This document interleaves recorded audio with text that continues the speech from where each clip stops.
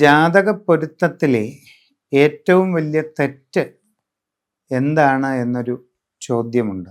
ഈ പാപസംഖ്യ ഒക്കെ പറഞ്ഞ് ഒരു കണക്കിലെ കളികൾ ഒട്ടേറെ ആൾക്കാർ നടത്തുന്നതായിട്ട് കാണുന്നുണ്ട്.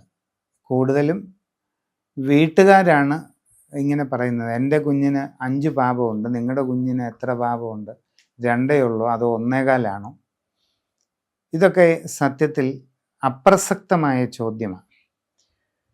ഒരു സ്ത്രീയുടെ 7-ാം ഭാവവും 8-ാം ഭാവവും ആ പെൺകുട്ടിയുടെ ഭർത്താവിൻ്റെ സാമാന്യമായ കാര്യങ്ങളിലേക്ക് വിരൽ ചൂണ്ടുകയും കുടുംബജീവിതത്തെ സ്വാധീനിക്കുകയും ചെയ്യും.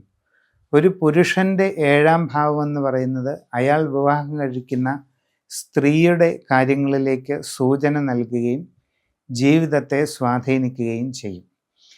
7-ാം ഭാവം കൊണ്ടും 8-ാം ഭാവം കൊണ്ടും അനുകൂലമായത് തിരഞ്ഞെടുക്കുക എന്നത് മാത്രമേ ഉള്ളൂ.